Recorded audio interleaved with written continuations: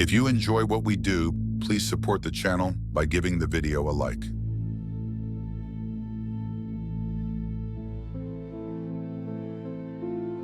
The Outsider by H.P. Lovecraft.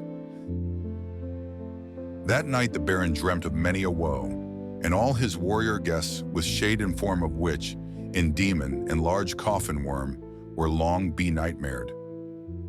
Keats. Unhappy is he to whom the memories of childhood bring only fear and sadness.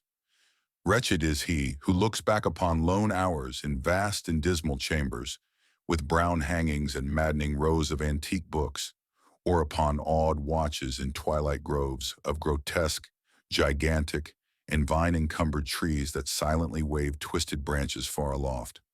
Such a lot the gods gave to me, the dazed, the disappointed, the barren, the broken.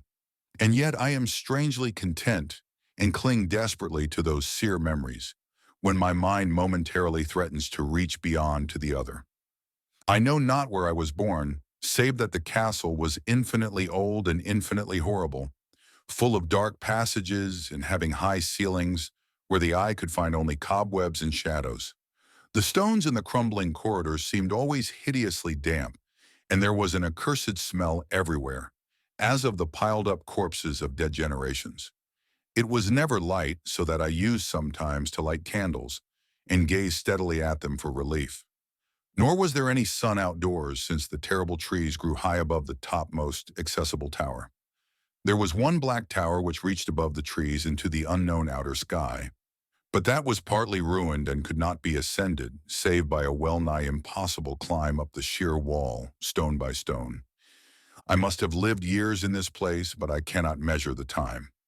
Beings must have cared for my needs, yet I cannot recall any person except myself, or anything alive but the noiseless rats and bats and spiders. I think that whoever nursed me must have been shockingly aged, since my first conception of a living person was that of something mockingly like myself, yet distorted, shriveled, and decaying like the castle. To me, there was nothing grotesque in the bones and skeletons that strode some of the stone crypts deep down among the foundations. I fantastically associated these things with everyday events and thought them more natural than the colored pictures of living beings which I found in many of the moldy books. From such books I learned all that I know. No teacher urged or guided me, and I do not recall hearing any human voice in all those years, not even my own. For although I had read of speech, I had never thought to try to speak aloud. My aspect was a matter equally unthought of, for there were no mirrors in the castle, and I merely regarded myself by instinct as akin to the youthful figures I saw drawn and painted in the books. I felt conscious of youth because I remembered so little.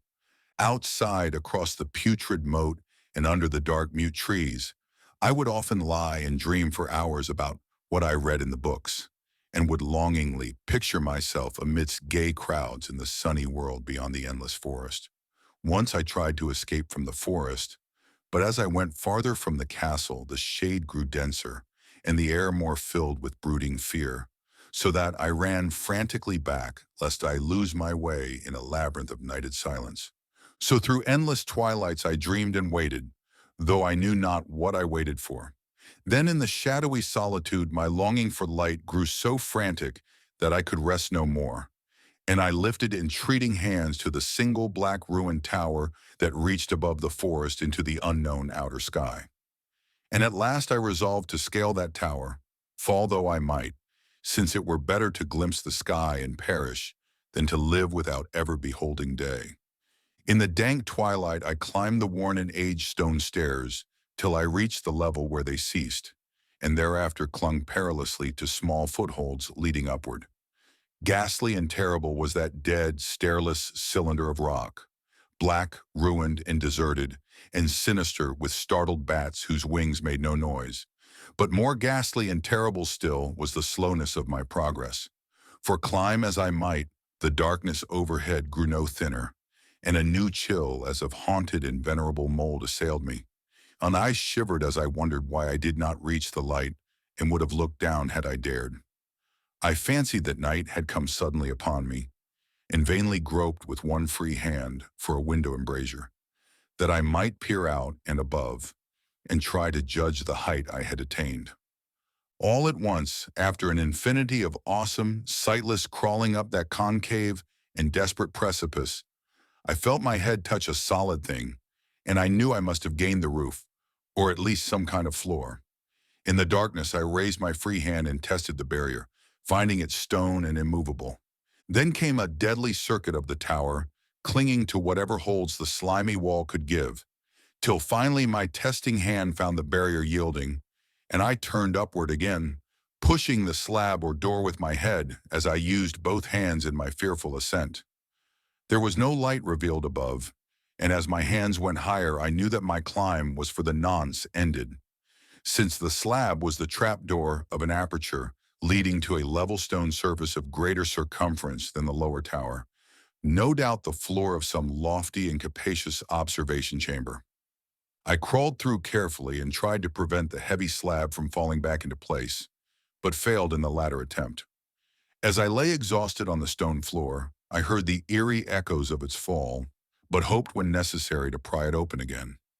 Believing I was now at a prodigious height, far above the accursed branches of the wood, I dragged myself up from the floor and fumbled about for windows, that I might look for the first time upon the sky and the moon and stars of which I had read. But on every hand I was disappointed, since all that I found were vast shelves of marble, bearing odious oblong boxes of disturbing size. More and more I reflected, and wondered what hoary secrets might abide in this high apartment, so many eons cut off from the castle below. Then unexpectedly my hands came upon a doorway where hung a portal of stone, rough with the strange chiseling.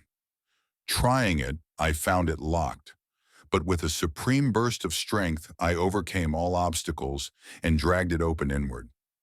As I did so, there came to me the purest ecstasy I have ever known, for shining tranquilly through an ornate grating of iron and down a short stone passageway of steps that ascended from the newly found doorway was the radiant full moon, which I had never before seen save in dreams and in vague visions I dared not call memories.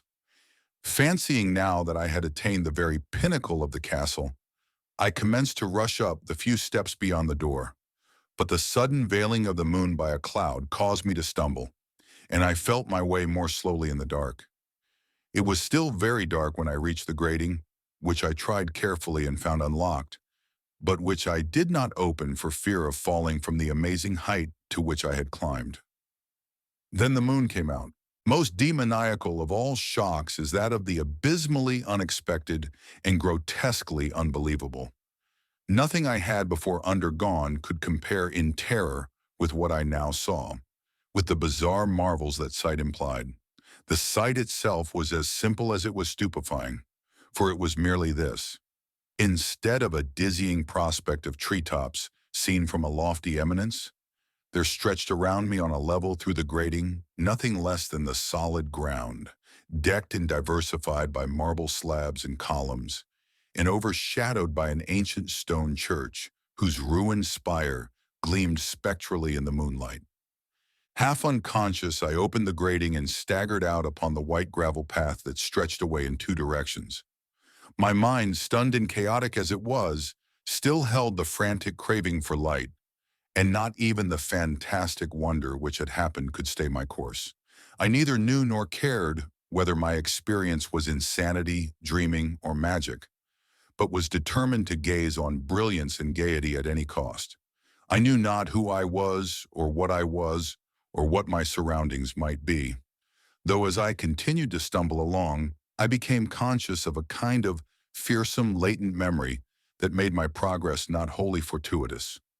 I passed under an arch out of that region of slabs and columns and wandered through the open country, sometimes following the visible road, but sometimes leaving it curiously to tread across meadows where only occasional ruins bespoke the ancient presence of a forgotten road.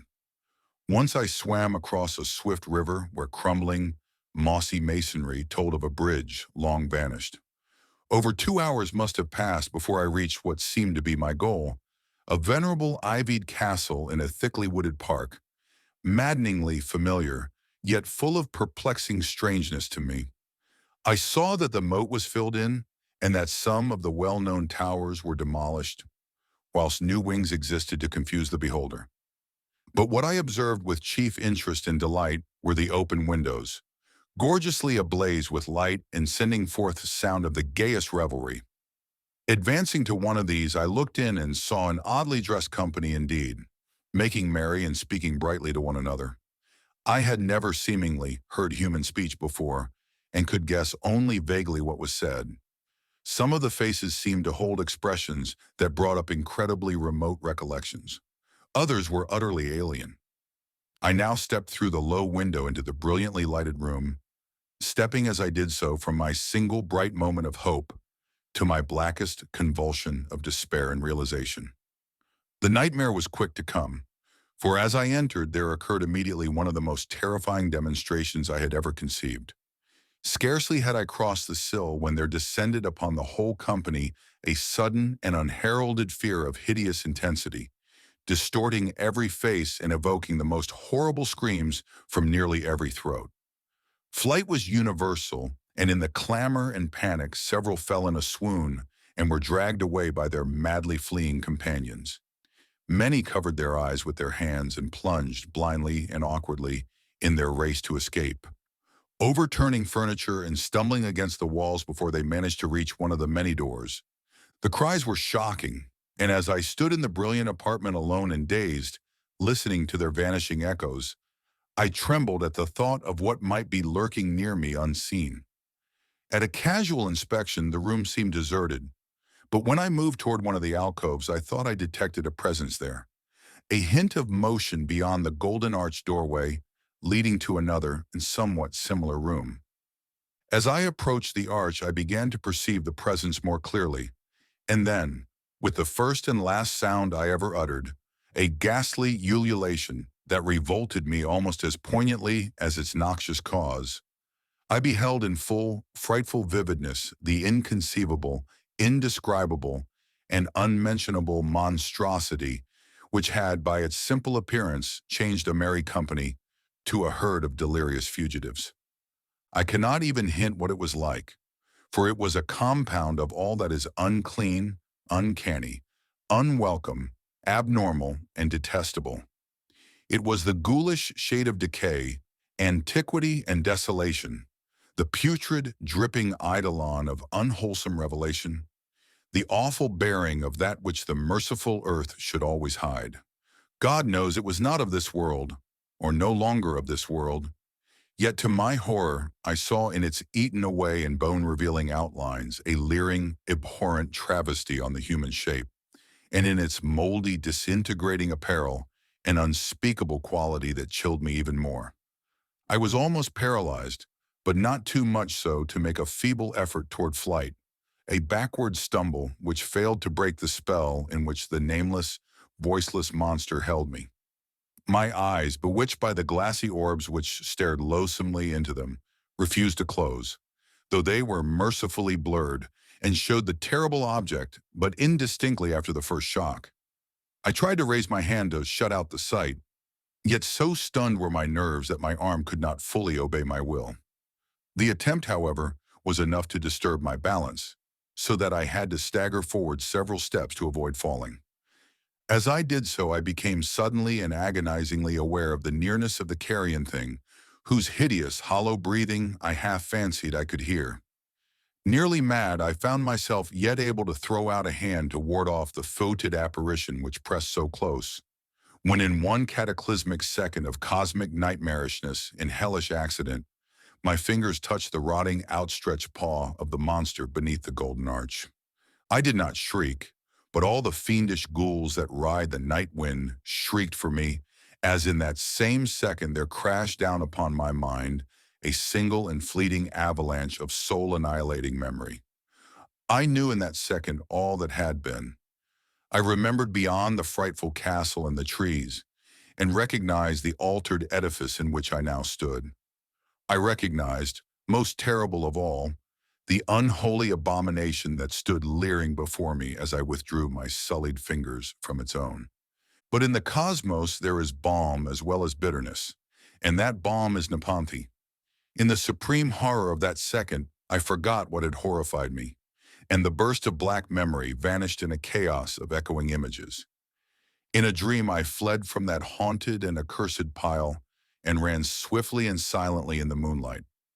When I returned to the churchyard place of marble and went down the steps, I found the stone trap door immovable. But I was not sorry, for I had hated the antique castle and the trees. Now I ride with the mocking and friendly ghouls on the night wind and play by day amongst the catacombs of Nefren Ka in the sealed and unknown valley of Hadith by the Nile. I know that light is not for me, save that of the moon over the rock tombs of Neb, nor any gaiety save the unnamed feasts of Nitocris beneath the Great Pyramid. Yet in my new wildness and freedom, I almost welcome the bitterness of alienage. For although Nepenthe has calmed me, I know always that I am an outsider, a stranger in this century and among those who are still men. This I have known ever since I stretched out my fingers to the abomination within that great gilded frame, stretched out my fingers and touched a cold and unyielding surface of polished glass.